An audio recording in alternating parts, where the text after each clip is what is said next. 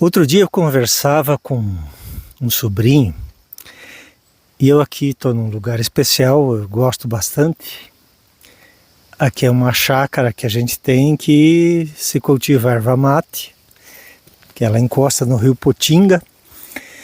E aí eu dizia que precisaria fazer algum manejo, porque a mão de obra hoje em dia está bem complicada em toda que é parte. E precisaria fazer manejo de algumas árvores para poder mecanizar esse trabalho. E ele falou que isso não pode mexer porque a natureza a gente tem que deixar do jeito que ela é, não se mexe com a natureza. E veja, nós fazemos parte da natureza, assim como as árvores, assim como todo o resto. Por que eu digo isso? Nós não exploramos a natureza, nós somos parte dessa natureza.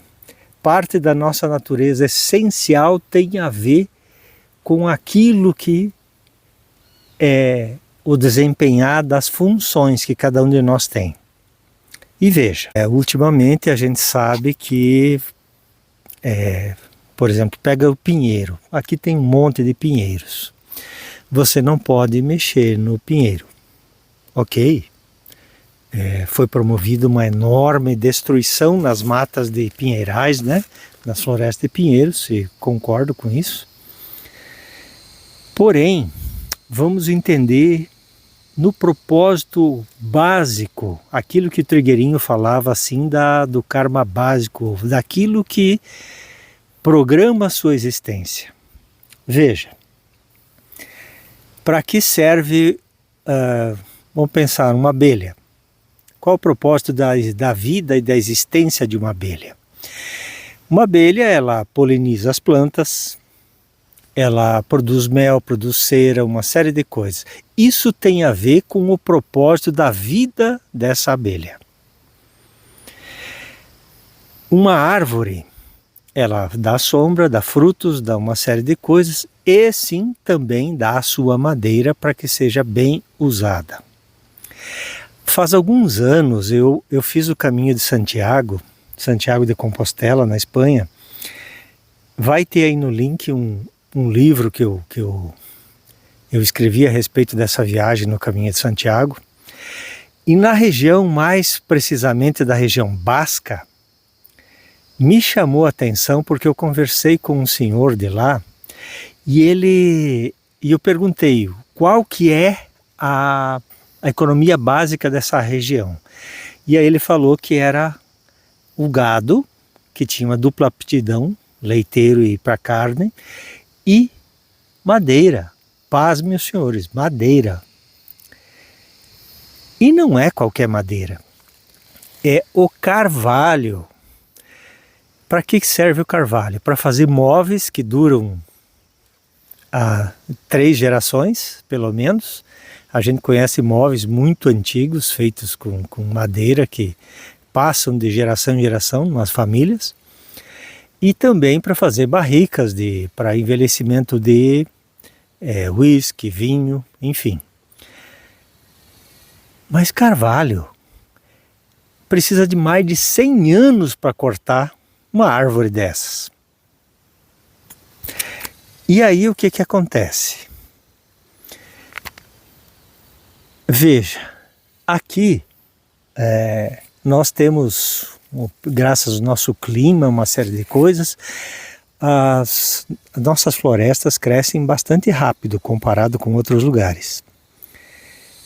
Evidente que lá nessa região basca que eu comentei, cada carvalho que é cortado, se não me engano, 3 outros são plantados.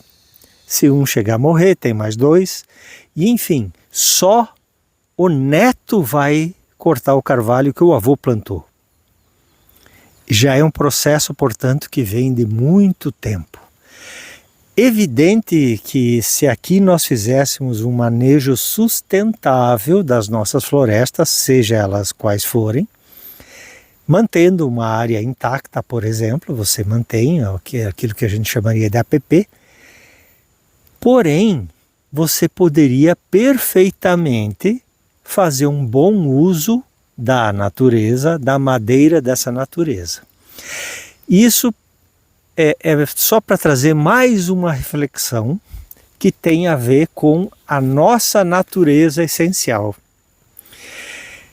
Então eu dizia que se uma árvore ou qualquer outra planta, você não usa todo o seu potencial, ela dá frutos, dá a madeira, dá sombra, dá uma série de coisas. Cada árvore com as suas características fazendo a sua função. Se eu não usar o potencial todo dessa madeira, dessa árvore, dessa planta, é como se a existência dela deixasse de ser completa. Ela não serviu completamente ao propósito para o qual ela veio. E aí eu quero fazer uma reflexão em relação a nós mesmos. Veja, se você não desempenha tudo aquilo que você poderia desempenhar, você também está devendo. Nós todos temos um propósito de existência. Nós viemos aqui para realizar algo. Mesmo essas pequenas falas que eu tenho feito, e vou continuar publicando, e eu espero, por favor, que entendam que é diferente estar na frente da câmera. Eu trabalho já há muitos e muitos anos, os meus cabelinhos mais louros denunciam, mas a gente não tem uma prática diante das câmeras. E aí aos poucos eu peço que me perdoem, que quem sabe a gente vá melhorando um pouquinho, porque a prática ela nos leva a ter um desenvolvimento e a gente consegue fazer isso um pouco melhor. Então, parte disso que eu venho fazendo aqui tem a ver, consegue ouvir as cigarras também? Antes tinha uns pica-paus aqui, agora eles foram passear. Perdão. Então veja, isso tem a ver, portanto, com esse meu propósito. Quanta coisa, eu tenho 2 graduações, muito tempo de trabalho em consultório de terapia e eu diria que tenho bastante experiência de vida, bastante vivência de uma série de coisas, fiz N outras formações e parte disso que eu venho trazer então para você tem a ver com esse meu propósito de existência. Se eu me fosse hoje, e tudo aquilo que eu vi, que eu vivi, que eu desenvolvi, e eu não coloco isso a serviço da humanidade, é como se a minha existência, como se a minha razão de estar aqui tivesse ficado aquém daquilo que eu poderia atingir. Então, quando nós não cumprimos nosso real propósito, não fazemos tudo aquilo que podemos fazer, nós estamos aquém. Aquilo que alguns autores chamam como zona de conforto. Quando você fica se poupando, faz o mínimo necessário, e algumas pessoas nem o mínimo. Então, se eu dizia de uma planta, de uma árvore, que precisa corresponder ao propósito de existência, que dirá nós, que temos capacidade de pensar, capacidade de agir, capacidade de fazer. Então, quanta coisa nós poderemos cumprir a mais dentro desses papéis da nossa existência. Quanto mais a gente pode trazer para a vida a partir dessas vivências. Porém, a gente precisa sair da zona de conforto. Para algumas pessoas pode ser extremamente prazeroso estar na frente de uma câmera, e eu espero que isso em algum momento também fique prazeroso para mim. É algo diferente, sim, sem dúvida. Isso tem a ver com essa prática. É uma forma de você trazer uma experiência e levar ela para outro lado do mundo. Qualquer experiência. Então, por favor, cada um traga a sua capacidade, a sua habilidade a serviço. Teve uma grande mestra da minha vida, foi a Olinda Guedes. Ela dizia assim, colocar seus dons a serviço da humanidade. É servir a esse propósito, né?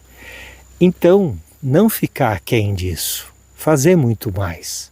Nós podemos, evidentemente.